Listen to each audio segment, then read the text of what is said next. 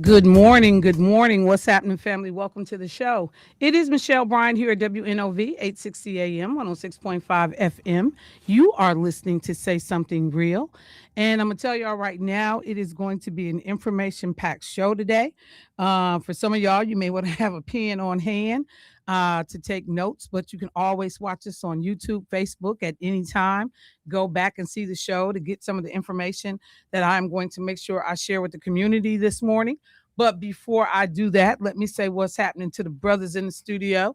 Ride out. What's going on, player? Well, woman, He. you know, I haven't said that in a while. Thank God. Amen. It's appreciated. But I'm feeling real jubilant on this morning. And I feel like I feel like going. Amen. Go Though with trials come home. on every hand. Oh, Lord. That's okay. I felt that thing. You ain't gotta do that. Feel. Oh, yeah. You ain't gotta do that. Thank you, Jesus. You ain't gotta Sometimes you got to let it ride. You ain't gotta do that. You know, you can't hold it in because pressure busts pipes. There's a lot of pressure inside. Oh, shit. Pressure. But other than that, I'm doing well. I'm gonna just leave it alone. You know, that's how they do in church, but they be somebody so tell deep. me if you be quiet, it'll be over quick. No, somebody done lied to you. Somebody done told you wrong. They said if you just be quiet, Michelle, See, it'll end quicker. See, You just don't say nothing. Because that'll give me more fuel to keep on keeping on. Amen. That's all right. That's all right.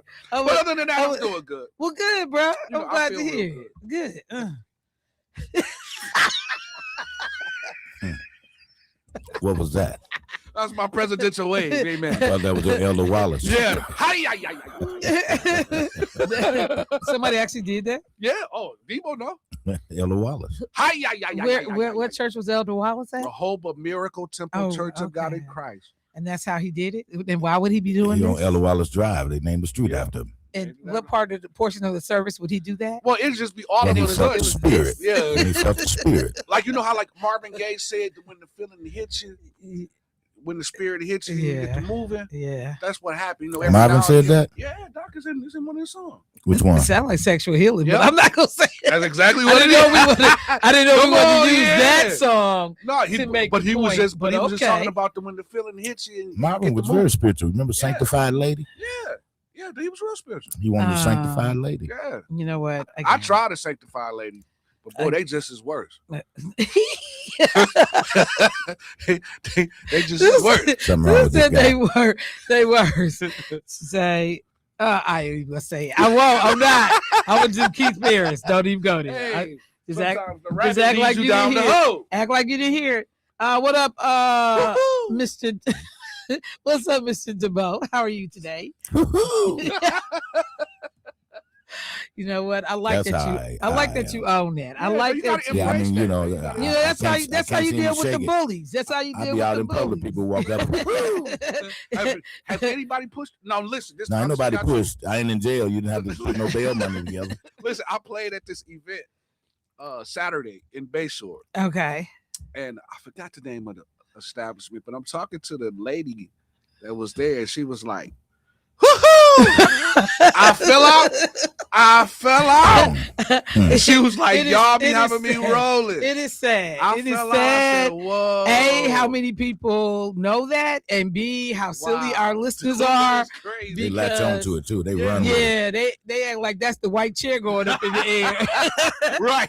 We got our own language up in this camp. All right, folks. So as I said, a lot to get to this morning. Let me start off by first of all saying that information has been released regarding the homegoing celebration and observances for Reverend Jesse Jackson. So this thing is going to play out over the course of several days, from Wednesday, February 25th through Saturday, February 28th. So there are multiple opportunities for people that choose to go and pay their respects to be involved in this process. So first of all, the Rainbow Push Coalition headquarters, which is at 930 East 50th Street in Chicago, Jesse Jackson's body, Reverend Jackson's body, is going to lie in state there on Wednesday and Thursday. So people have the opportunity. The doors are going to open at 10 a.m. on both days, and people have the opportunity up until 9 p.m. on each day to stream in, see Reverend Jackson, and pay their condolences in that way. Then on February 27th, on Friday, there's going to be something called the People's Celebration, and it is going to be held at Chicago's House of Hope. And that address is 752 East 114th Street. And this celebration is going to take place from 10 a.m. until 2 p.m. And the doors are going to open at 9 a.m. So that is on Friday. The actual homegoing service is going to occur on Saturday morning at Rainbow Push. The doors are open at 9. The service will begin at 10 a.m. And again, that address for Rainbow Push is 930 East 50th Street. If you missed any of the information that I provided regarding his homegoing, you can simply Google Reverend Jackson's funeral services. You can go to my Facebook page. I've posted it on my Facebook page. There will be any number of outlets where you can find this information. I know I am planning to go over.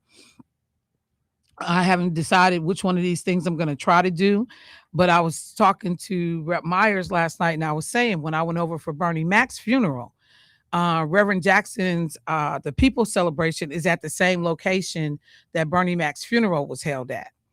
But I'm going to tell you right now, if they fall in there, and I know they are going to, like they fell through for Bernie Mac, that's a crazy, like you got to be up early, heading over. And when you get there, you're going to see people already in line. I'm just telling you right now. So I appreciate that the family extended this over the course of several days, starting on Wednesday, culminating on Saturday. And I love that they did the extended hours from 10 a.m. to 9 p.m., that you have the ability to get over there and go and show your respects for Reverend Jackson. Let me say one other thing. The Jackson children did a press conference. I think it was yesterday. I was watching it. I caught it online after it had occurred. I watched it later last night. And 5 of Jesse Jackson's 6 children were there. They had some very poignant things to say. Jesse Jr. made it clear. We are here to celebrate my daddy. Don't come with your agenda. Don't come with your nonsense and your criticism. We are here to celebrate my father. If you got a different agenda, please stay home.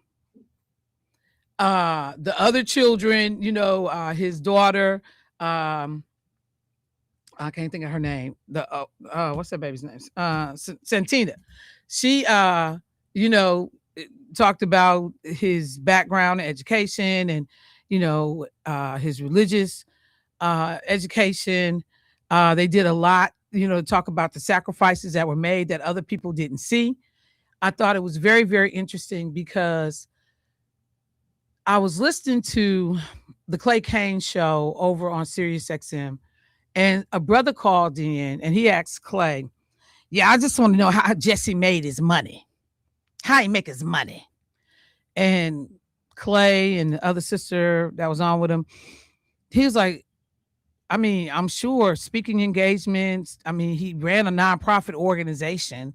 I'm sure that there, are ways that, he made money. Like, what's your point? I just want to know how he made his money. And like, I'm sorry, sir. In the midst of everything that's going on, this man, his legacy of work, and you're calling right now to question how did Reverend Jackson make his money? As we used to say, what does that have to do with the price of tea in China? Because see, people looking to throw shade. One of the other things that was very cool to see, Jesse Jackson's daughter Ashley, that was from a relationship outside of his marriage, was standing at the podium, and she spoke on the stage alongside her siblings. Take that out the mix. You can take it out. And she looked, they all look like they all look like siblings. You can see, Jonathan looks more like the mama, Jesse's wife. But as she stood there standing next to Santita, I was like, that looked like a young Santita.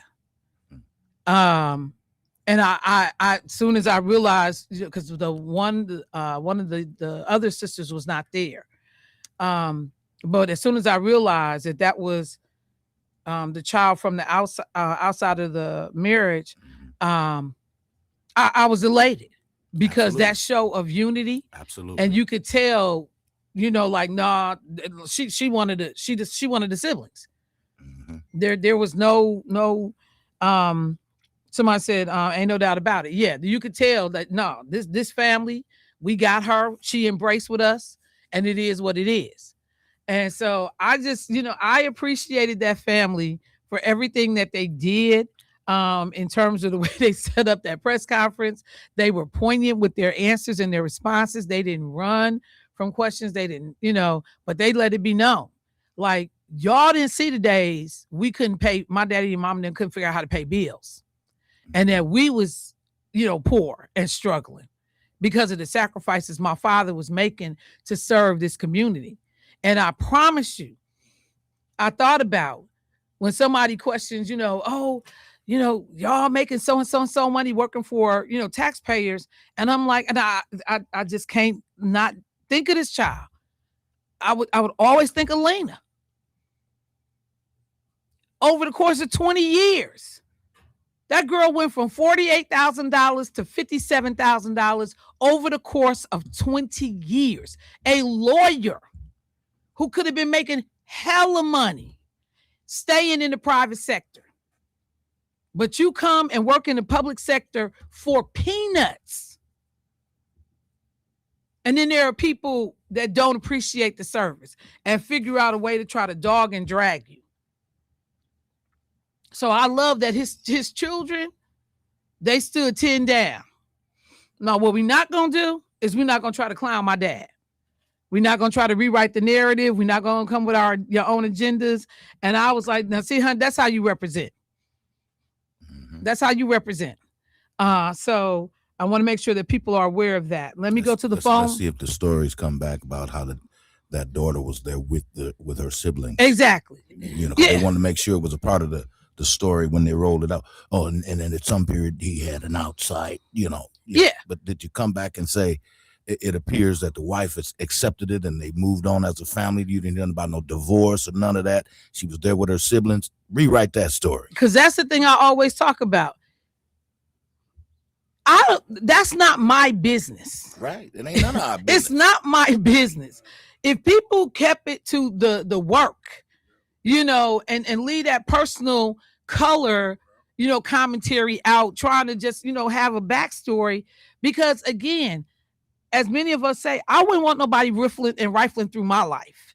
Because I'm going to tell you right now, you can come up with some stuff. Oh, you going to find a whole bunch of them. You can come up with some stuff. You're going to find a whole lot.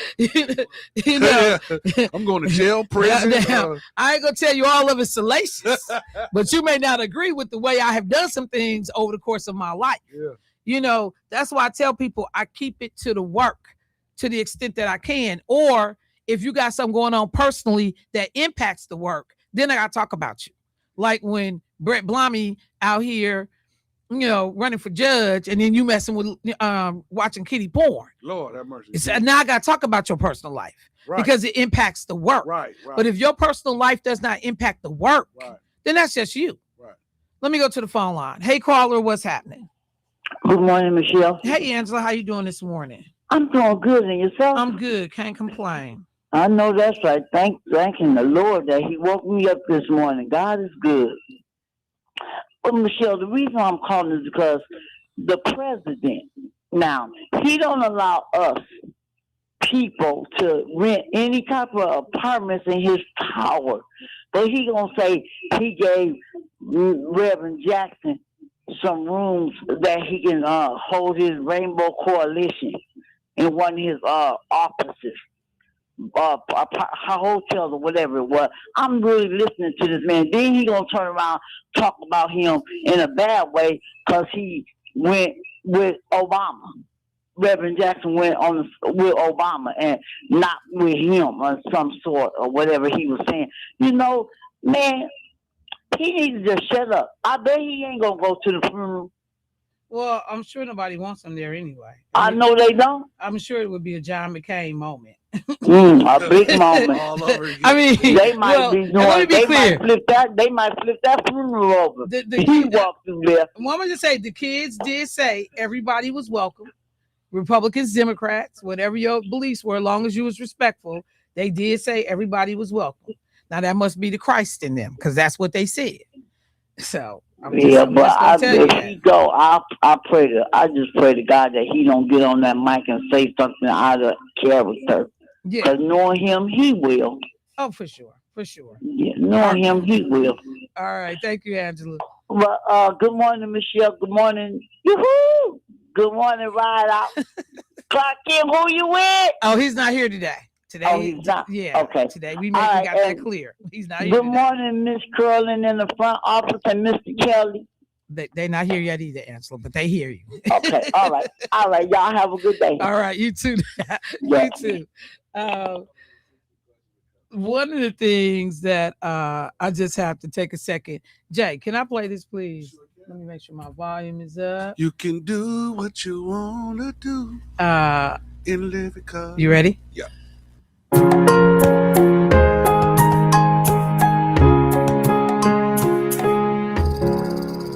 What is that? I read from Sam I Am. According to the Latter-day Saint Seuss. You do not like green eggs and ham? I do not like them. Sam I Am.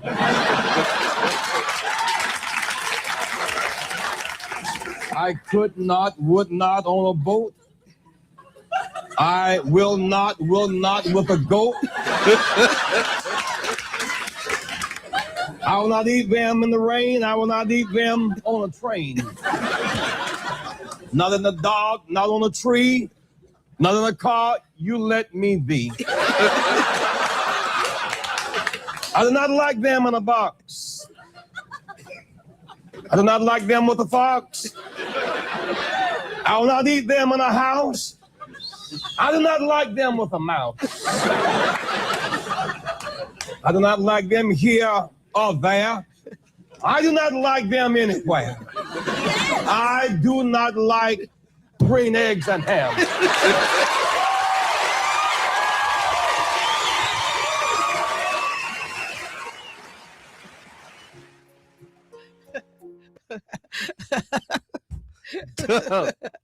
So I'm gonna tell you, in the grieving, it's just like in your own family. Somebody always gonna have a story to lighten the mood, to make folks start laughing. And yesterday I sat down, I was at the kitchen table doing some work, and Keisha came and she set up her little computer and everything. Yeah. And so while I'm doing my work, I hear this and I turn around and I look at her like, what is she's like, you remember this? I was like, oh my God, I forgot. That was from Saturday Night Live. You know, Shell, I actually thought that was from when you went to hear Keith preach. Wow. I'm sorry, Keith. I love you. Boy, wait oh, he gonna tear me up. well, I'm gonna tell you, you gotta pull the clip. It's on YouTube. Just type in Jesse Jackson, green eggs and ham, and he delivers it with the straightest face, y'all. He never cracks. He never breaks. And he slam his hand down on the podium. He take his glasses off because at the end, he about to go into sermon mode. And so that was one. And then there's another one where Jesse Jackson did the opening monologue for Saturday Night Live. Yeah, I saw. And that one, he talked about coming off his presidential run and he talked about Saturday Night was getting catching hell because they didn't have a bunch of black people on staff. And Jesse Jackson said, I'm here because I understand Saturday Night Live and got this figured out. They got black folks on staff, and something started happening with a lot of feedback on his microphone. So you see him walk off the stage into the control room, and the control room is all white folks. And when they say, "Oh, he's coming," they push all the white folks out and bring in some black people to put on the control headset. Wow. And then Jesse Jackson coming there, and he was like, I got feedback, and the brother's like, we're gonna get it worked out. Reverend Jackson, we're gonna get it worked out. And Jesse Jackson come back out on the stage. He said, they got some soul brothers back there. So I'm all right. I feel all right. And making fun of the whole thing. But I loved his monologue on there. And he did something that was real interesting in that monologue. He told a joke because Reverend Jackson was one of those people that a lot of people tried to minimize his impact, black, white, otherwise. And so he gave examples of when he ran for president, the things that he was able to accomplish that folks kept saying, he'll never do that. He'll never do that. He did it. He did it. He accomplished certain things. And he told this joke. He said, I could be in a boat with the Pope, and the wind pick up and the boat start shifting and the Pope's hat fly off. He said, I can get out the boat and walk on water and go get the hat for the Pope. Bring it back. The Pope put it back on his head. He said, it'll be a boat with some reporters in it riding right next to us. And you know what the headline will read tomorrow? Jesse Jackson can't swim. Walked on water. Because he walked on water. No, not because he walked on water. They ignoring that he could walk on water. Yeah. The only thing they giving you is the negative. Yeah. Like he didn't swim to get. Yeah. Jesse Jackson can't swim. And that was the point he was making. I could have walked on water. But what they would have reported was he can't swim. He can't swim. Mm. It would have, ignore the accomplishment and highlight, something negative. And so that's what he lived his life like that in a lot of regards, where people tried to minimize his contributions. And then the other thing I will say, and then I got to take a break. I'm over. But we're used to that, Michelle. No problem. No, forget y'all. But there's this group of people called Foundational Blacks. Let me see if I'm saying the little acronym right. And they are they're called the FBA, the Foundational Black Americans. And this is a term that some black folks have started using in this country to talk about being the direct descendants of persons enslaved within America, within this country. And it's all being done to distinguish the lineage of people that, arrived here and became enslaved in American soil, from Africans who were in the Caribbean or other places. And, let's be clear. Fewer black folks came to America than anywhere else in the world. More black people were enslaved in other countries and brought to other countries in the Caribbean and stuff than they were here. Okay. But we have this group of black people that's hell bent on making sure that we separate ourselves out from descendants of Africans that ended up in other places. And so now they got this whole little group of foundational blacks. And there was this dude that came on and he yelled out, I just want to say this to Jesse Jackson. Now, this is since Jesse Jackson has passed away. F you, Jesse Jackson. F you, Jesse Jackson. You gave us the term African American. F you, Jesse Jackson. I'm going to go to break. When I come back, I'm going to break that down. Be right back.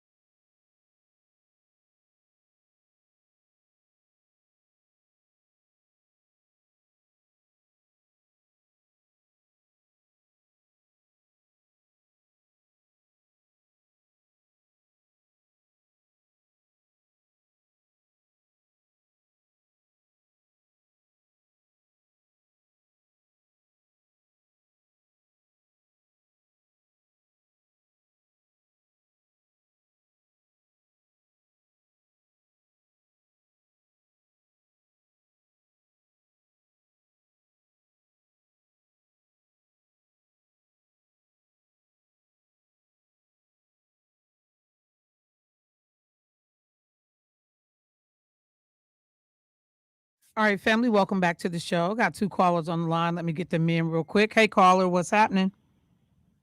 Hey, good morning, Michelle. Good morning. I got two questions for you. Since Prince Andrew got arrested, you think he's going to start telling on people and telling the president? No. And second, uh, lip readers, right? They're Mhm. supposed to read stuff, and I've always been curious about this. You know that one tape that he's dancing next to Jeffrey Epstein. He's just bopping up and down and pointing. I'm assuming he's pointing at young ladies. You know which tape I'm talking about that Yep. they be showing on TV all the time? Yep, I do. When I look at his lips, you know what it says, and I'm going to do it in the clean version. I want to do her. Yeah, other folks have said that. Oh, okay. So I wonder why, and this is sometimes I get mad at the press or the media, because you would think that somebody had been on top of that by now. We all know that man did that stuff down there. I could be wrong, Michelle, because I'm wrong a lot of times, but I would think that he was involved in messing with them girls. I mean, his name is probably mentioned more than anybody else's name in the whole document. Yeah, over 1,000 when times. you look at his track record with the sexual assaults and what they let you grab them, and what's his daughter's name? It ain't Malala. What's his daughter's name, Michelle? The one that's married to the what's that girl name? Ivana or something like that, right? Ivanka. Any man that would say, and I'm gonna ask, right? I don't know if I think Debo said he got daughters too. Debo, is he in the office with you? Yeah, he in here. Debo and Ryder, have you ever looked at your daughter Never. and said, "Ooh, if she wasn't my daughter, Never. I would date her"? Never, man. That is the gross part So, of what he said. Michelle, in my heart of hearts, I believe that the dude is involved in that stuff, and they just still covering it up for him. And I'm gonna get off the air and just listen to your response to that, if you don't mind. No problem. Okay. I will simply say this to the first question. No, Andrew is not getting ready to scream on nobody. And what he is being charged with is providing classified information, inside government information to Epstein. Epstein handled a lot of people's money. I just don't understand how all these rich, wealthy people handed their money over to this dude. It just is, it's mind blowing to me. Hadn't completed college, just had conned his way into a bunch of different rooms. And some of the wealthiest people in this world had this man, to quote, managing money for them. So some of this was nonsense. But no, Andrew's not going to scream on nobody. It's just not going to happen. Whatever happened to him, he going to take his hit. He going to move on, because one of the things I think too, just like Jeffrey Epstein most likely did not commit suicide in prison, it's way too many powerful people connected to this nonsense. That second part of it, I think that there are tons of people that believe that Donald Trump may have participated in something, that he shouldn't have been doing with younger girls. The redactions, the way the DOJ has handled it, his lies. I don't know this. I never knew this. And then the audio comes up. The report comes up that he, in fact, reached out to law enforcement to tell him he knew that this had been going on for years and he was glad somebody's done something. It's just way too many lies connected to the whole thing. And, he literally wanted people to move on from it. So I just think that that's water under the bridge. It's a foregone conclusion with a lot of rational people, reasonable people that are just looking at behavior, comments, documents, and saying that the connection is a lot deeper than any of us may understand. Let me flip back though, because I want to make this point about the piece in relationship to the foundational Black Americans and Jesse Jackson.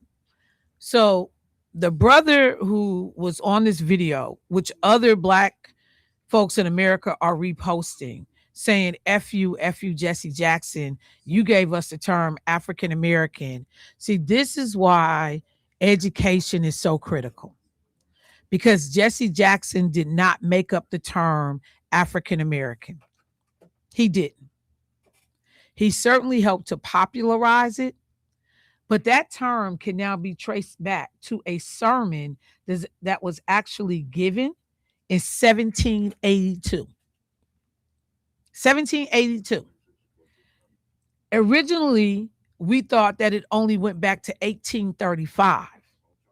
Okay, because in the Oxford English Dictionary, there are documented occurrences of the use African American that date back as far as 1835. In the 1960s, we get Afro American, but upon further research, and anybody interested in this, Yale University has done a great job in breaking this down. They trace it back to a sermon, and the only copy of this sermon that has survived is being stored at Harvard University in their library. The sermon was called A Sermon of the Capture of Lord Cornwallis. And there was a debate because the byline says by an African American.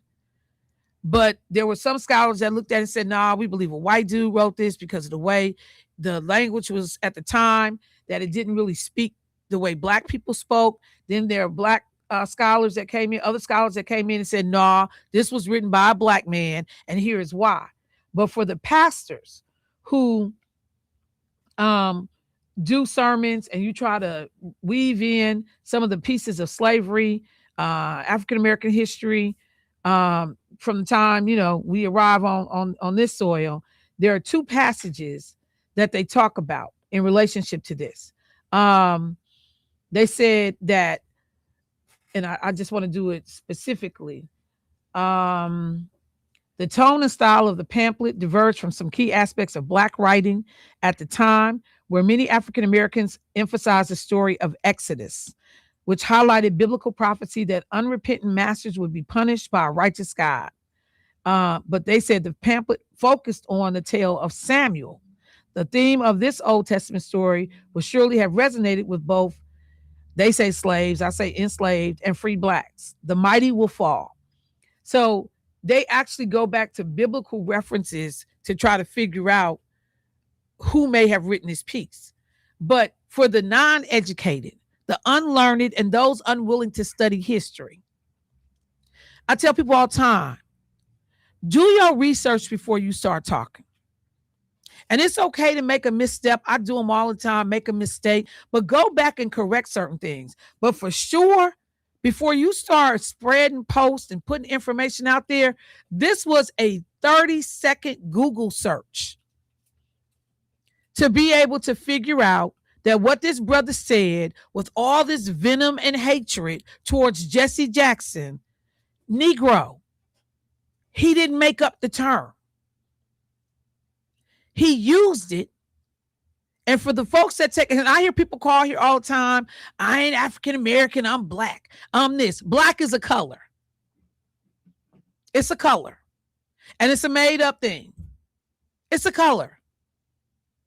It's a color.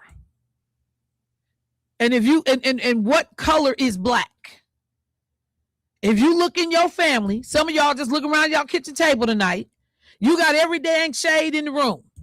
So just saying I'm Black alone does not cover it. For the folks who say, I ain't never been to Africa, I ain't never going, I ain't got nothing to do with Africa, that does not negate, my poor brothers and sisters, the lineage, the line, and being able to draw the line back to the continent. You don't escape it. But one of the things that many people were trying to do was to give people that were enslaved in this country something to be rooted and connected to, because we were the only group that was here that couldn't go back and connect ourselves to any place in this world if you did not acknowledge the presence of Africa in our lineage. So this isn't about, I prefer colored or Black, or this is about your biological lineage. All of that tracing the ancestry, blah, blah, blah. And the people who take great pride in, I don't say African American, I say Black. What the hell does that mean? What you connected to? And do I need to put up a shade like on the paint swatches with all the different shades of black and ask you which one are you? And if you happen to be light but black, are you as black as me, who's dark skinned? That's why that the insistence that I only say I'm black makes no sense. It makes no sense. Somebody made that up. Nobody ever identified as black. Black people didn't make that term up for themselves. Somebody else that was white. And when we get the term Negro, because the racial classification system was created by a man of Spanish descent. That's why when you look at the Crayola crayon box, and we've had this conversation numerous times, usually around Black History Month, when you look at the black crayon, it says Negro under the word black. Go in your kid's room, go online, look at a black Crayola crayon, and underneath it says Negro. We say Negro. They say Negro. In Spanish, Negro means black. So I just need us not to be ignorant and uninformed and miseducated when we out here thinking we being, above, we're lofty and we're educated and we're different. No, what you are is unlearned. That's why I talk about the difference between an earned PhD and an honorary PhD. You can't never get around doing the academic work of a real damn degree and a real education. That's the difference between reading a book and sitting up here and talking about a book that you ain't never read. Because these people will talk about the book, The Miseducation of Black People, but if you ask them to break the book down, they got to go get the Cliff Notes because they ain't never read the book. And all of that irritates my soul. That today, with all the information available to us, it's easier to just repost something that somebody else said who was dumb and run with it. Which brings me to another point. And this goes back to the conversation that originated about the Common Council drama on yesterday that I talked about with Alderman Mark Chambers and Alderwoman Jocasta Zamaripa. I'm watching people online saying different stuff, and I'm like, y'all gonna get enough of co-signing for people y'all don't really know. On either side of that situation and in general. I brought that up after Brett Blommy, who had come in this radio station, who had run for judge, and we had a circus of Negroes who all was endorsing him and all got behind him. And then it turns out he watching kiddie porn on his damn work computer. Now, I ain't heard nothing from them Negroes to say I was wrong. I really shouldn't have co-signed for him. I really didn't know him until he started running for office. That's why I tell you, you will rarely, if ever, see my name endorsing somebody. People, oh, Michelle, I'm running for office and I hope I can get your support. I don't mean no harm. I do not know you. And until you announced that you was running for office, I had never heard of you. You and I have never had a conversation. What the hell I look like putting my name on a piece of paper and going to bat for you, and I don't know you, other than somebody said, oh, she's a Democrat, Michelle, and oh, she's this Michelle, and then we be ready to fight. I had to tell my son that when he went to Alabama State. He get down there, he done made new friends. He got, my son's the only child. So he got frat brothers now. He got all these cats. And somebody down there got drama and beef. And my son getting in fights. I'm like, hey. I ain't send you down there for that. You don't know that boy like that.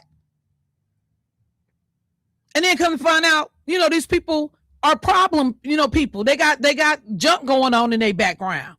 They not right. But you out here getting ready to get expelled from school. Now, this didn't happen like my son's getting ready to get expelled or nothing. But he would be telling me about different stuff that was going on. That's not your business. Stay away from that. And I'm going to tell some of y'all, stop running to everybody's defense and trying to co-sign for people you do not damn know. I'm not talking about, oh, we worked on the project together. Oh, they this and that.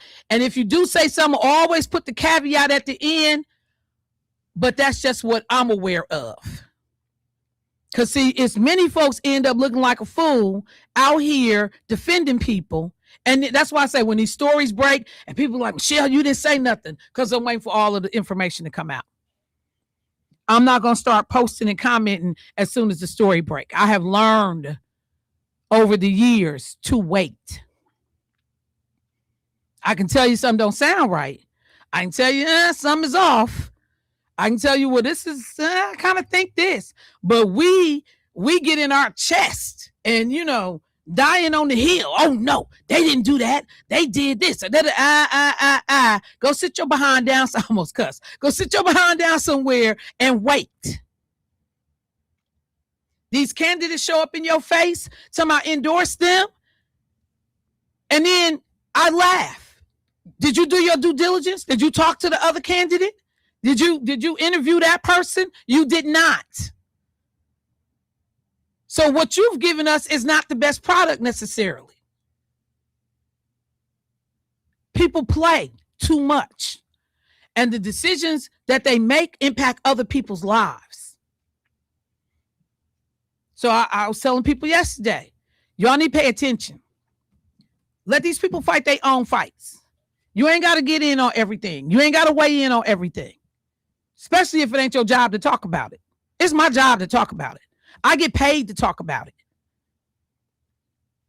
Sometimes you just got to sit back in the cut and watch it play out. All right. I got a caller. Let me go to the phone line. Hey, caller, what's happening? Hey, good morning to you. Good morning.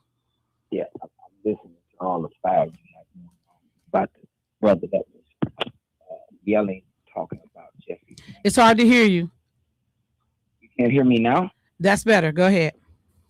Okay, so the thing is, with the Jesse Jackson piece, somebody had called me and told me to listen to this. But see, what we fail to realize, like you're saying, you're right.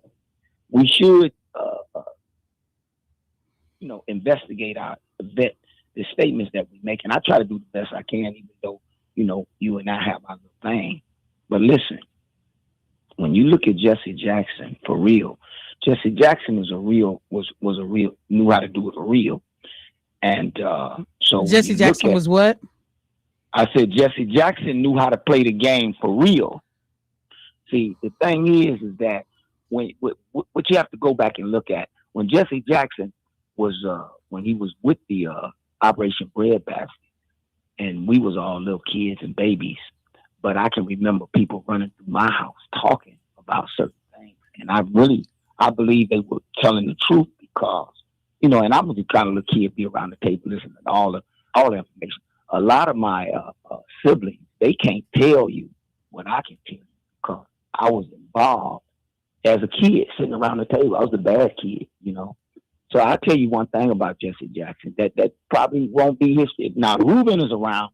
If Fred Reed was still with us, I don't know if he would do it or not, but those guys could actually tell you what when Jesse Jackson came here to Milwaukee. You have to remember something, that Operation Breadbasket was a national thing.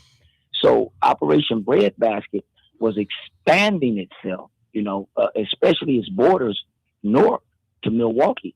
And Jesse Jackson came and he started to set up that thing, and he started to fundraise. Matter of fact, it was a guy named Reverend Sherman. Reverend Sherman, I don't know dude's last name, but he was with the Beauchamps and all them guys, And so I tell you this right here: when they got going after King was killed, the money that was collected here, Jesse Jackson came and got that money. Why you think Operation Breadbasket didn't really take off? And then there was not really a push when he started his push move, because he knew how he had kind of worked Milwaukee. But that's okay. That's okay. So, because he playing the game. Then I'll tell you what Jesse Jackson did after that. He turned from the traditional way of looking at genocide through abortion and getting your tubes tied. First with the tubes tied. That was a big thing. Tube tied and your abortion, right? So Jesse was with the rest of them, said, this is genocide. This is pure genocide. For black folk, he stuck on that. And that was the movement, not to kill us all. Well, as he changed over and got his own thing and turned into Operation Push, okay, then he started to take money. He's a player now. He started to take money from groups that support this. He wound up taking money and getting down. This was later on, though, when he changed the woman's right to choose. He went with that saying because abortion was ugly. Jesse Jackson went with the women's right to choose. Now he getting money, but listen, he knew not enough. He knew enough not to stick his head all the way in the cage. Okay. Then before then, if you look at Operation Rainbow, the Rainbow deal, he began to take money from the Rainbow Group. Which, remember this now, the Rainbow Group is not a homosexual group or a lesbian group. It's a national group that believes be free, do whatever you can do. All of this stuff, you have to go study it and check it out. He grabbed on to that, and that's when he began to push that. But he never stuck his head in the trap. He just would sit back. You never see Jesse Jackson standing up talking bad about Donald Trump. I never seen him stand up and fight Donald Trump. Now, maybe he get with some guys in a room or something small and say, man, that dude crazy. But I never seen him stand up and go hard like the rest of the people when he had the power to do it. But Al Sharpton got the power to do it, and he's doing it. Jesse Jackson is too smart for that. Now, Barack Obama, the president, President Obama, he really believed in following that path, the concept that Jackson was doing. And he went all the way. He didn't just get to, do the player thing. He went all the way. And guess what? This is where we at today. But I got a long story to tell you about that kind of stuff. And a lot of it can be backed up factually because I kind of sit around them old peoples. And guess what? I broke away from all that good stuff because I think I could have been a better person. Okay. But I was rebellious and I wanted some of that other life, that Debo and them want in there. Them players too, but they come out that same vein. But we all broke loose. All right, yeah, I gotta go. Yeah. Thank you, I appreciate it. So let me be clear. Jesse Jackson has made negative comments about Donald Trump, and you can find them. All you gotta do is Google them. You can find them. I knew where the intent was going. First of all, we all know Donald Trump has made sure that everybody knows that he had a interaction and a relationship with Jesse Jackson, as he had with a number of high profile black people back in the day. Find that relationship today. A lot of things that people did back in the day, find those relationships today. And when you a pastor, okay, you're going to come at things a little bit differently.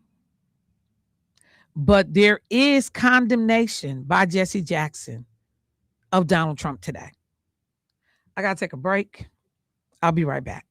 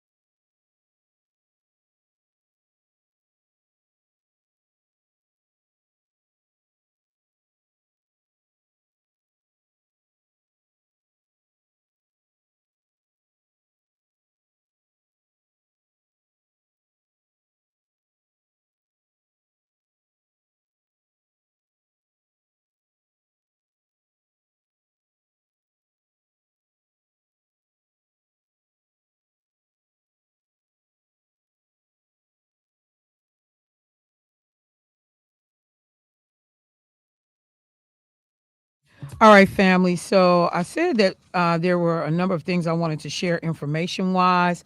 The next thing that I want to make sure I hit this morning is a notification that came out from Milwaukee Public Schools. Uh, Milwaukee Public Schools is preparing for their next school year budget. They are prioritizing protecting and preserving our classrooms, keeping schools safe, investing in academic achievement, and restoring the fiscal health of the district. Priorities mean that they will be looking at capping class sizes and maintaining teaching positions because they value you as a part of the MPS community. They want to keep you informed of the process along the way, and they also want to hear from you, your thoughts and questions about what is going on. They're also planning to address the $46 million gap in the current budget and the urgent steps that they are taking to address it, including freezing all non-essential new hiring. Classroom hiring is essential, increasing participation in meal programs for greater federal reimbursement, identifying savings in transportation costs, reviewing all contracts, increasing summer academy participation. And so they are going to be doing all of this. So this basically amounts to their budget hearings. There are 3 sessions where people can attend in person.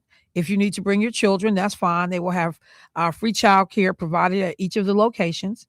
So as early as next Tuesday, February 24th at 6 p.m., they're going to be over at James Madison campus, 8135 West Flores Avenue. On Saturday, there will be a Saturday session, February 20th. And next Saturday, February 28th, is going to be a monster. Everything in the world is going on next Saturday. Saturday, February 28th at 10 a.m., they're going to be at Pulaski High School on the south side, 2500 West Oklahoma Avenue. And then on Tuesday, March 3rd, they will be at Riverside High School, 1615 East Locust. For anyone that cannot make any of those in-person sessions, on Wednesday, March 4th at 6 p.m., there is going to be a virtual meeting. You need to register for that meeting, even though it's virtual, and you can register at mpsmke.com/budget virtual. So again, if you can't make any of the in-person meetings, but you want to listen, you want to hear, you want to weigh in, you want to provide a comment, you can do it virtually on March 4th at mpsmke.com/budget virtual. I am going to do something I have not done since Superintendent Casilius has come to the city, is to reach out to the office to see if we can actually get her to call in about these upcoming budget sessions, listening sessions, to be able to see if folks can, hear from her here at the radio station as well. So I just want people to know that that is an opportunity to be engaged. And I hope that you take advantage of it. Another announcement that I wanted to make, America's Black Holocaust Museum is getting ready for their 2026 Dr. James Cameron Founders Day celebration.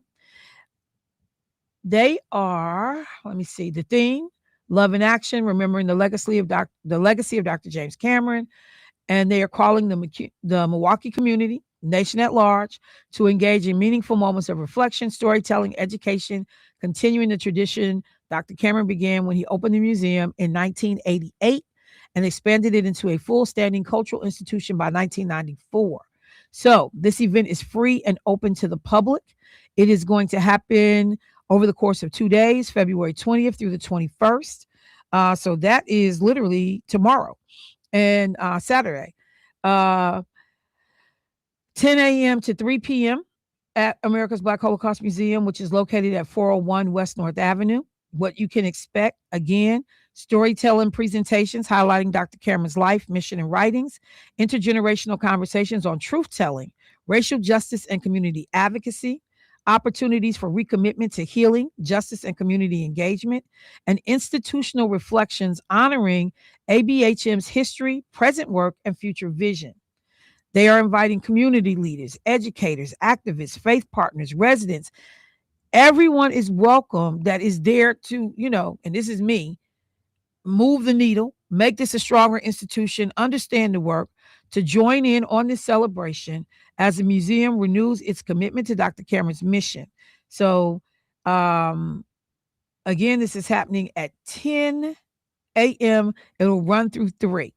This is both tomorrow and on the 21st. I'm not sure about the differences in what's offered on one day versus the other, but a lot of work has been done to try to make sure that America's Black Holocaust Museum reopened, stays open, that they expand.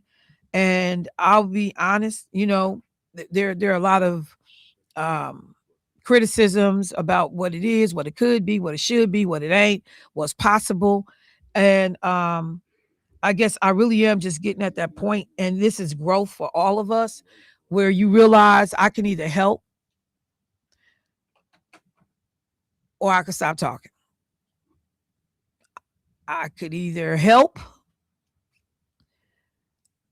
I definitely don't want to do anything to hurt. So how can I help? And more than ever, Black folks got to figure out how to help Black folks. More than ever. One other thing I will say real quickly, the name Holocaust. There have been interesting debates and conversations about Black people using the term Holocaust to describe slavery. And we have had to have some well-placed conversations with people that were Jewish, folks that were not Black, because the Jewish community does not own the term the Holocaust. A Holocaust, if you pull up the definition, destruction or slaughter on a mass scale, destruction or slaughter caused on a mass scale, a sacrifice in which the offering was burned completely on an altar. That's the historical definition. But there have been people that have been offended that Black people would use the term Holocaust. The Jewish community don't own the term Holocaust. There have been all kinds of Holocausts all over this world. When we think about Holocaust, and I'm just, give me 1 second because I'm, there have been all kinds of them. Another word that people use is genocides. And so I just want people to be clear about that, because that has come up. And as Black people, we usually just ignore it. We don't just say a whole lot. Some of us aren't able to talk about it with a degree of confidence, but that word absolutely belongs in the description of slavery and what happened to Black people in this country. Just like the Arab Spring, just like other types of genocides and uprisings, actions that have cost people their lives on a massive scale. There are tons of them. Some of the ones that are mentioned: Gaza genocide. What's the other one I'm looking for? One was in China. Somebody, could even say what's happening in Ukraine right now, even though it doesn't have the statistical numbers, but this intent to destroy. So, and I will do others, because the Rwandan genocide, that's the one I was trying to think of right off the bat, back in 1994. And some people will be like, well, they lost, hundreds of thousands of people. Other people lost millions of people. Again, it's just like now when we talk about a mass shooting in this country, a mass shooting can be 3 or more people. The actions are the same. And some people are like, well, how many people have to be involved in a mass shooting for it to be classified as that? 3 or more. So I just wanted to make sure that I reference that, because a lot of people will get that twisted. So again, please, please, please, if you have an opportunity during Black History Month, go over, support the work, the folks over at America's Black Holocaust Museum, see how we can help. If they got memberships, get a membership. I need to find out because if they do have them, I don't have one, and I need to, do what I'm asking other people to do. Let me go to the phone line. Hey, caller, what's happening? Hello. Yes. Okay. There we go. Good morning, Michelle. Good morning. Good morning, dear. And good morning, man. Right out. He was going downhill on the skis. We wanted to see his gold medals there. I thought he hurt his kneecap after he hit that last flagpole. Going downhill on the skis there. Have a good weekend, man. Right out. But anyway, morning, Debo. Morning, Clark. Morning, Milwaukee. Yes, Tyrone W. speaking. I was trying to read the tea leaves there overnight there as you presented them to us yesterday, Michelle. And I wasn't quite sure if I was understanding. I believe Mark walked into the conference, and it was supposed to be ABC. So him, Mark Chambers, Zimmeriffa, and Perez, right? ABC conference. But he was surprised to see the other four members there. So I was just curious at any time if it wasn't an official meeting. So Perez never did say meeting in session. So I think that's what I'm assuming. So I don't know if that carries any weight. Like the gavel never really hit the mallet to say, well, meeting officially, called or in session or whatever, in session, meetings in session. So I would think, well, if that's the case, it was supposed to be an ABC conversation or conference.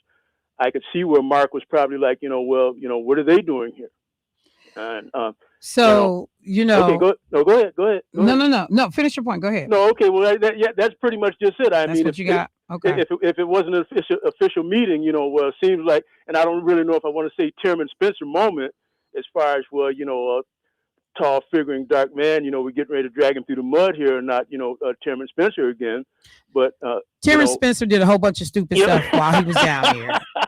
As he said right here in the studio, and I'm asking him, was you down there talking about women's legs? You're right. And he said I was. He did some stupid stuff. Yeah.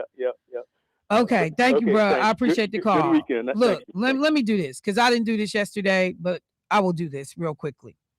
So there is some additional information that was out about the interaction yesterday.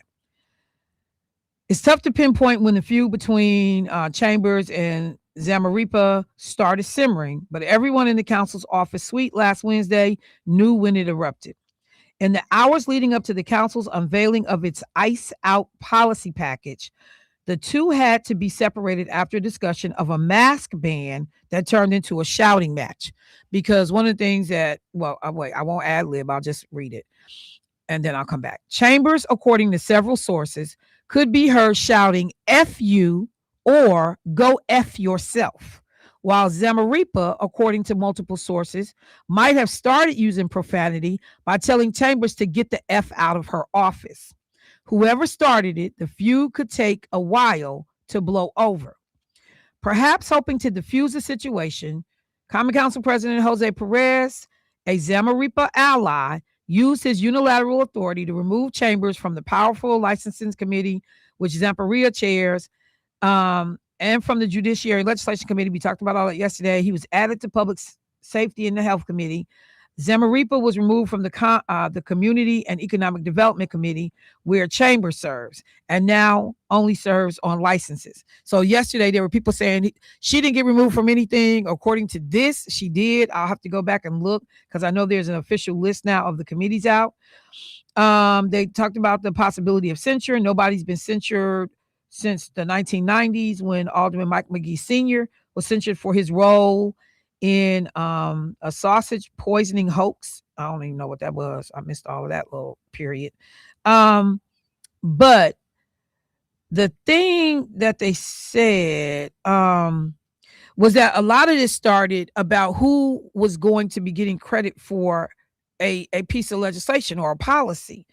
So they said, what was so divisive? It wasn't the idea of a mask ban itself. They both are on the same side of that issue, but it appears to be about who would be given credit for the policy.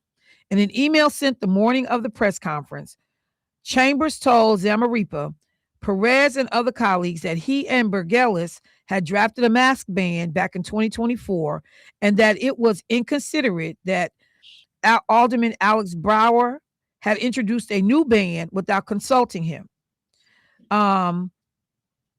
and he said some stuff about the mask ban. Later that morning, Chambers ran into Perez in the hallway and was led to Zamaripa's office to discuss the measure. A handful of other council members were present, including Brower, Burgelis, Marina Dmitrievich. In a conversation that lasted several minutes and continually escalated, Chambers said his policy should be the one followed, while Zamaripa refused to back down. She ultimately asked Chambers to leave her office, which resulted in the alderman throwing a hat on the ground. Perez, according to one source, sought to unsuccessfully de-escalate the situation by telling Chambers to calm down. Chambers' aide, whose office is immediately next to Zamaripa's, also came over to intervene, according to several sources, but Chambers declined and closed the door on her. At no point, according to several sources, was there an expectation that a physical altercation would take place, but voices were continually raised and a number of those present in the room walked out. Chambers, they mentioned this whole piece. Chambers is one of the tallest and largest council members, and Zamaripa, in a statement, says she was physically intimidated, and that's where she's getting accused of being a Karen. Now remember too, Zamaripa, which I didn't talk about yesterday, is running for Secretary of State as in this current election cycle. I'm trying to see if there's anything else in here that was newsworthy. So, that was the thing. And so I'm just saying, on your job, if you're going to be yelling out F you, she's saying, get the F out my office, you, F bombs, people coming in trying to calm it down. If these accounts are correct that I just read, and you closing the door on your staff who like trying to flag for you, like, hey, bro, this getting out of control. We can hear you, blah, blah, blah. I'm just saying, y'all just got to let this play out. Y'all got to let it play out. I think the one thing that people are saying that I concur with and agree with about her saying she physically felt unsafe, particularly with other people in the room. But as I said yesterday, the judge got choked in Madison with other people in the room. It wasn't just her and oh boy. And I need to actually say their names right. But so, I'm just saying, on some of this, we're going to have to let it play out. When I was asking the questions about where was these other legislators, and then they started talking about, some of them actually started getting up and walking out.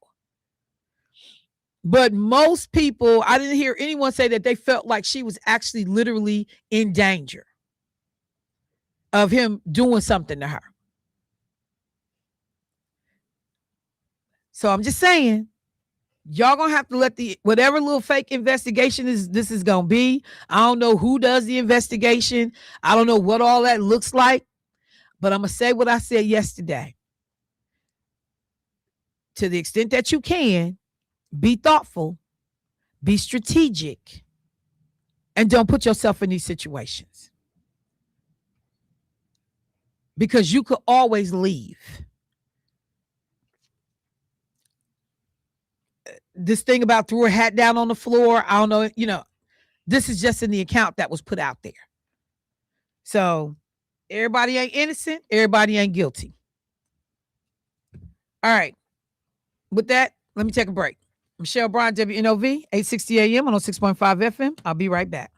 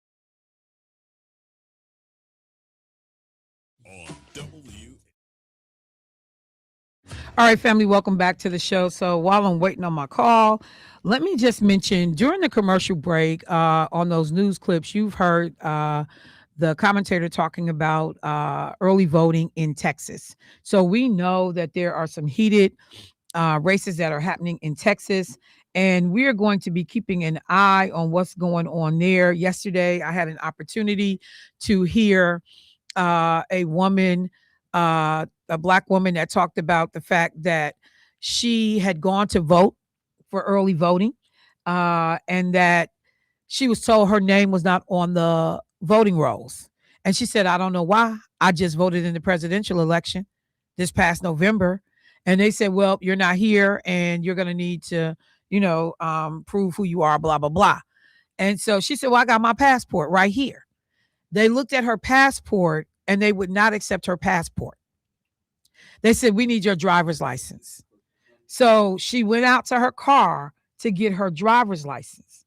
But she did a social media post, and I was looking forward to see if I could get the clip so you could actually hear it in her own words, because the determination and what she said, which is that, oh, I'm voting today.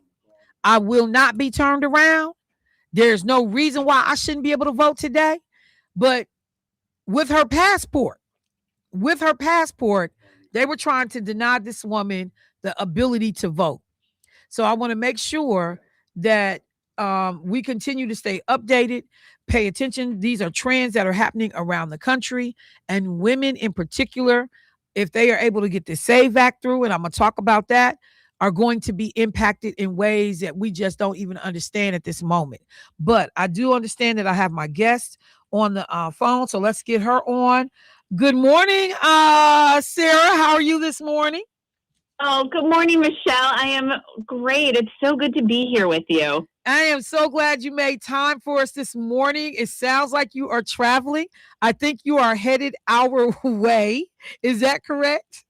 That is. I'm heading to the great city of Milwaukee today. And so for folks that don't know, because I was so informal and said, hey, Sarah, but I am talking to none other than the Secretary of State, Ms. Sarah Godlewski, who is someone that I am a huge fan of.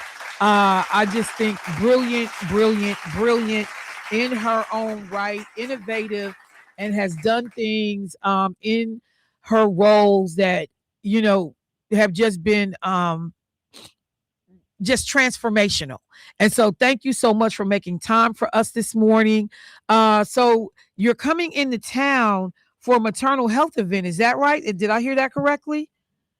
Yes, you did, Michelle, because one of the things we want to make sure we continue to talk about and uplift is that maternal health shouldn't be determined based on race, income, or zip code. But that's not reality here in Wisconsin. And so when you actually look at the numbers, Michelle, and I'm not making this up, Wisconsin per year sees about 40 to 50 women that die because of a maternal health related issue. So this could be whether it's pregnancy or labor and delivery or postpartum care. But here's the thing, Michelle, is while that number is average, what's disgusting is that when you look under the hood to say, okay, who actually are these women? And it's Black women that are 5 times more likely to die than white women. And that is an unbelievable discrepancy. And we're one of the worst in the country. And we got to do something about that. Well, let me just ask a question, though, because people think Secretary of State. How do you come to be a part of this conversation, Sarah? Yeah, I mean, for me, I really believe, Michelle, at the end of the day, you have to use your platform to do good. And that's what I've always done, whether it's making services more accessible, Michelle, or partnering with local communities or providing record-breaking distributions to public schools. Like, to me, it's always, as an elected, I have an obligation to also use my platform to do what is needed. And for me, this is something that I really believe we have to elevate and talk about and can't keep ignoring it. Well, first of all, I am so appreciative of, whatever support we can get, because as you said, African American women are disproportionately impacted when it comes to a lot of things around maternal health. Black infants in Wisconsin are nearly 3 times more likely to die before their first Yep. birthday than white infants. I had not become familiar with this term until recently, maternity care deserts. 15% of Wisconsin counties are classified as a maternity care desert. And this includes rural areas around the state. But the idea that folks that need services and health care can't get it just because of sometimes where they are located. And then when we talk about these outcomes, for preterm births and all of the different things that's going on, one of the questions that I'm always forced to ask is how much of this is legislation policy related? Where is the breakdown when we talk about these disparities? Well, it's a really good question, Michelle. And I think one of them is actually a legislative solution, which goes to, we are one of 2 states right now, Michelle, that have not passed postpartum care for Medicaid. So basically what that means is that if mom is on Badger Care, they get support for up to 60 days.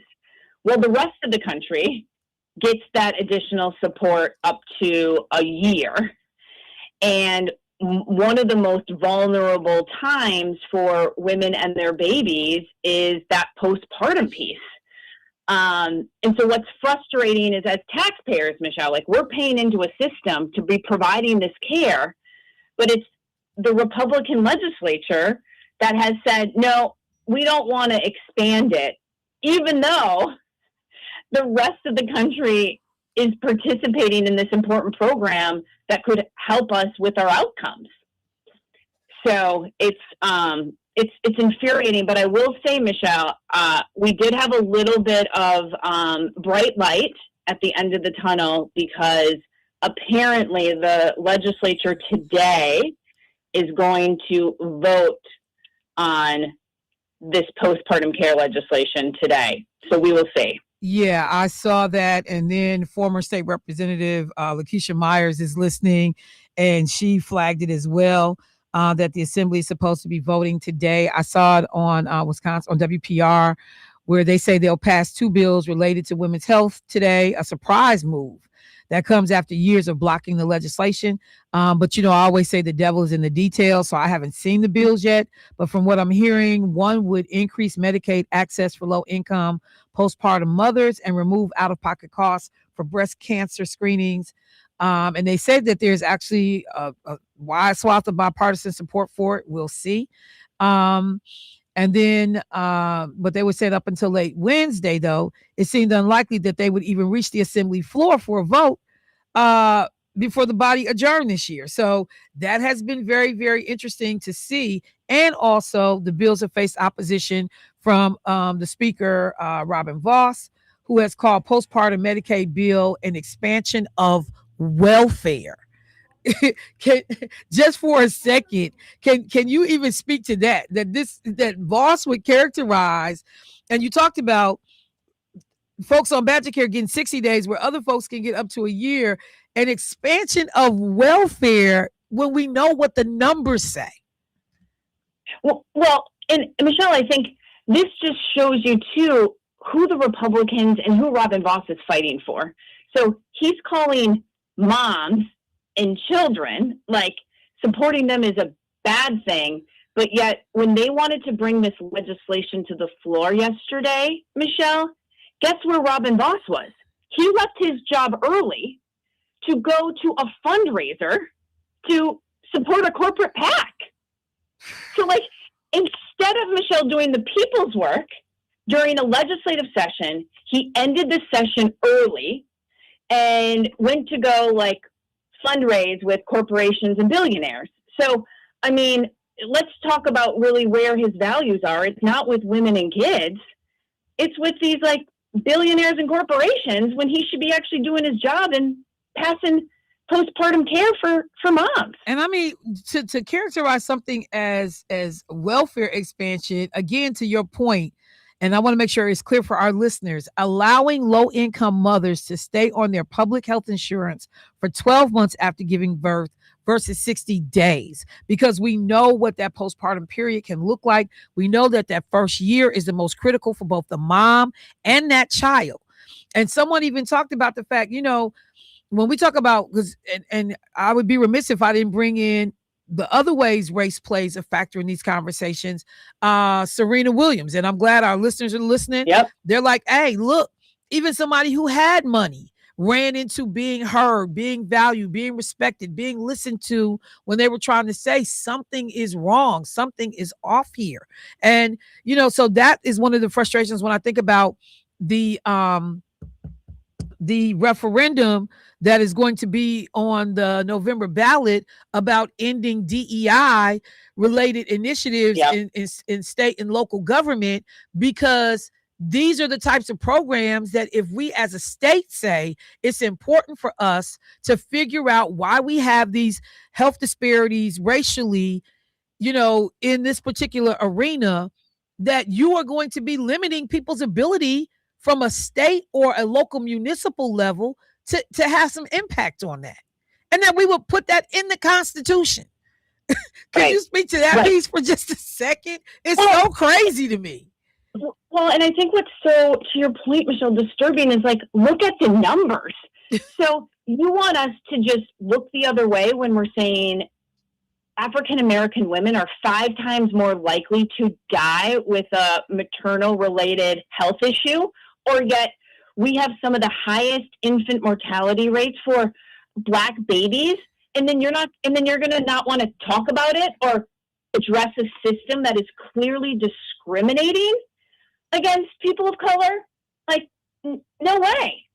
Michelle? I mean, it's just this is unbelievable, because the numbers speak for themselves, and stop ignoring them, and we got to do something about it. If anything, Michelle, we need to put a brighter light on this issue so people can't keep looking over it.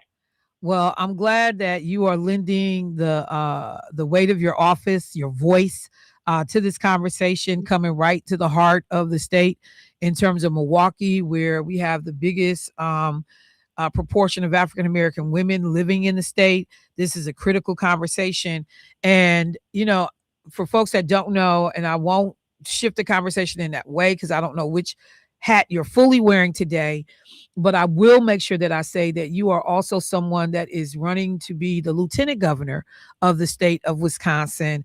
And that if folks, are paying attention, remember this name, Sarah Godlewski. And I would welcome an opportunity to talk about the campaign side of things when your schedule permits, because we haven't had a chance to do that on my show. But, I'm going to tell you the difference that you have made.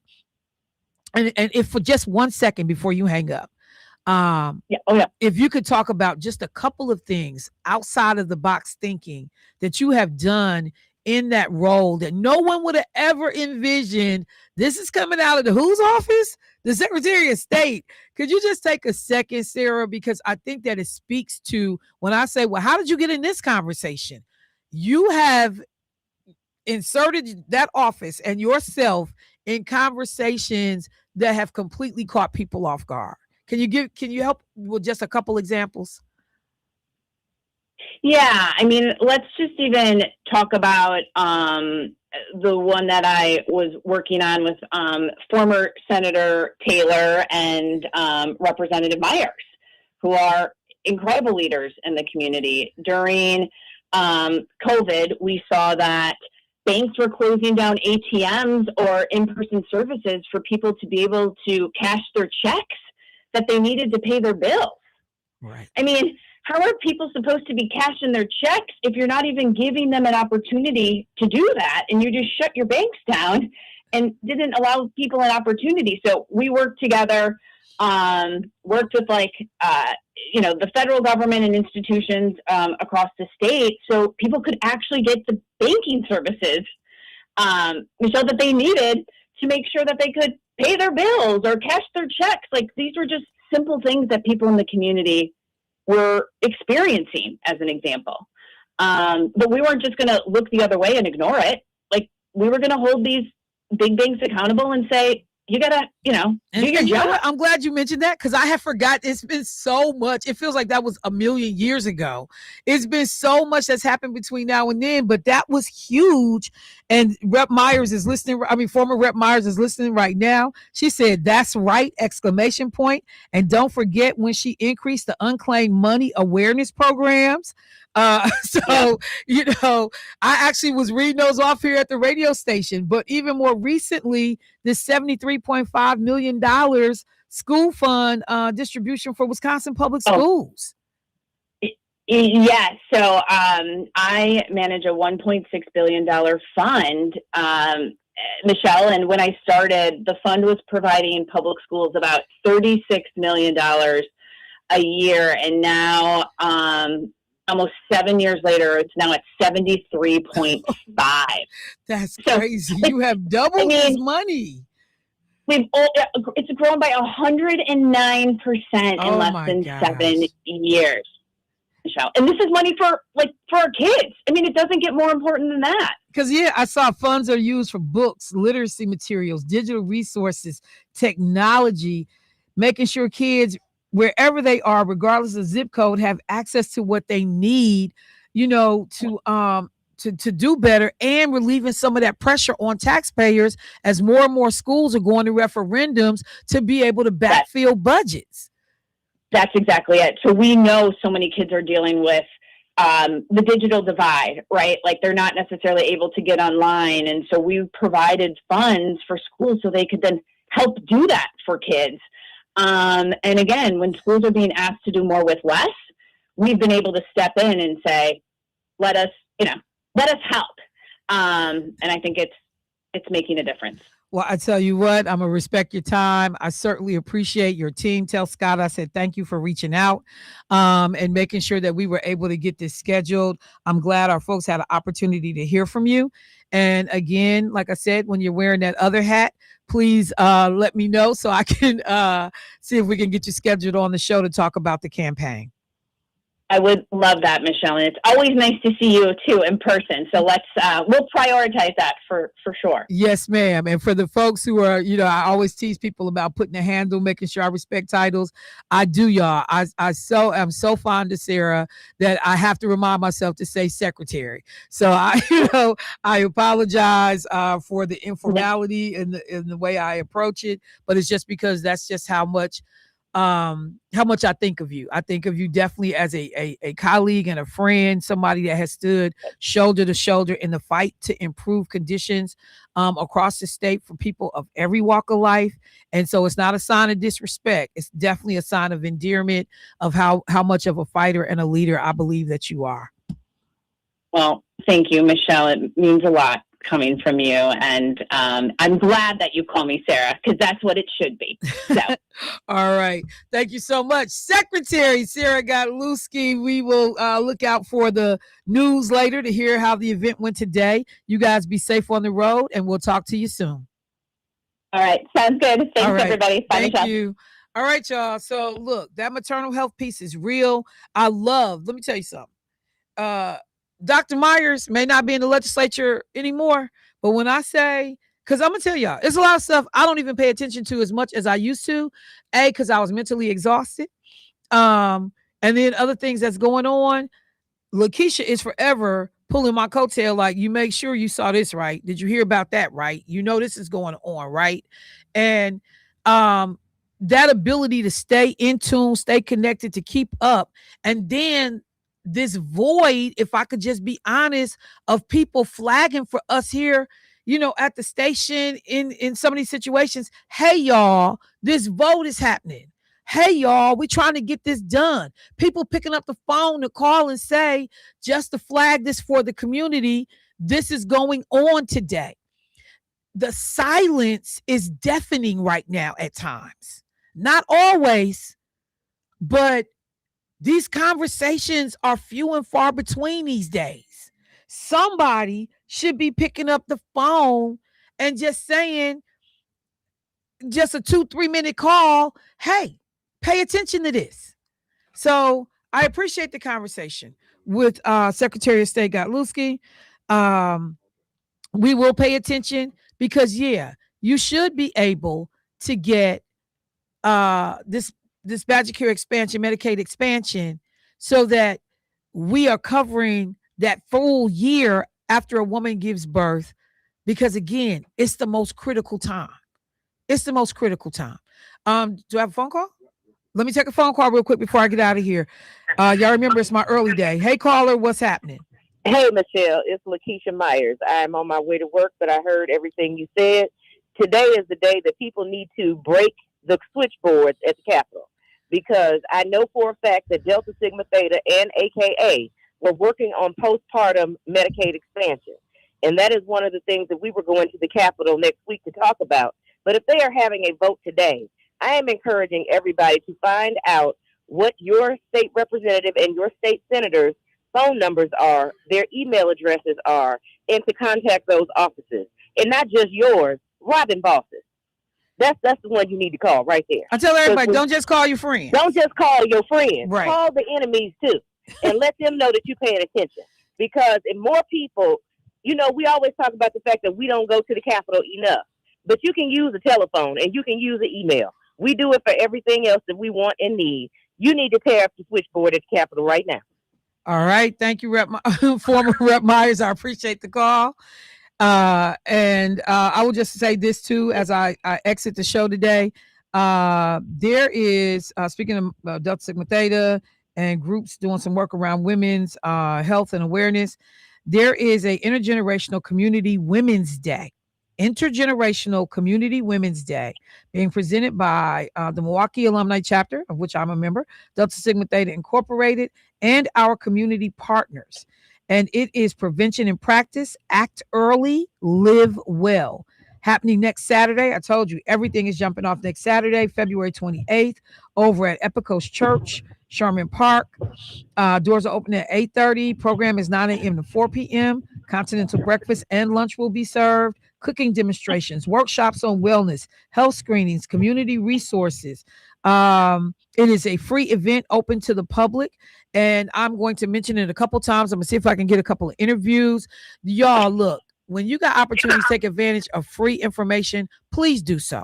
Please, please, please. Everything we can to have a better quality of life, we got to do. Rep Myers, Lakeisha, are you still there? I'm still here, but I agree with everything you said, but I want folks to make sure that they make themselves and avail themselves of the telephone and the email today. So, from the comfort of your own home. And that's the great thing. Like, you don't even have to leave the house. You don't have to go nowhere. Just and literally keep calling, keep dialing. But look, let me do this too, because people will say, well, what am I supposed to say? So tell them to vote yes to pass postpartum Medicaid expansion. That's all you got to say. And vote yes for postpartum Medicaid. And if they ask you your name or your address, it's a lot of times because they just want to be able to record who called into the office. But it is some people won't even ask you. Some people will try to be slick. Well, do you live in my district? I don't live in your district, but you voting on something that impacts me. So that's say right. That too. And you pay taxes, so I pay your salary. That's right. That's right. So you make sure you say that, because people will try to block. Well, you need to call your legislator. No, I'm calling you, because you're voting on something that is going to directly impact my community. So one more time, what should they say when they call? Vote yes for postpartum Medicaid expansion. All right. Thank you, Dr. Myers. Go teach them babies. We'll talk to you soon. All right. Appreciate the call. All right, family. That's the show for today. Let me thank the bros in the studio. I wasn't really talking about you, but I wasn't really talking. When you did plural, that included me. I was about Doug Kelly. Oh, I said in the studio. Doug ain't in the studio. Yeah. Okay. I love you, Debo. Love you too. What'd you say? It's all you? All of me. Wait, you said you enough to be two brothers? All of me. Yeah, he's enough to be two brothers. All of you. Working out and ain't lost it. Never mind. Oh, no, Jermaine. We gotta go, Jermaine. We gotta hang go. Up, Jermaine. You gonna have your hands full with Brother Keith. He's waiting on you. Hang up, Jermaine. 89% water weight over there. But I'm gonna let him live. All right, family. I will talk to y'all next week. Be safe.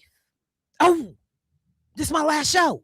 Y'all, I forgot to say, I think I'm going to be working with Sharon and introducing the brother at the gospel, Sound of Gospel. Y'all got to come. If you haven't got a ticket, we can have a good time. Sounds of Gospel. Where's it at? At where? At the Milwaukee Symphony Bradley Center. Is that person over there voguing? Is he what? We gotta go. They are dancing. You see, they are dancing. They're voguing. Okay, y'all, we looking out the window. All right, bye. Peace.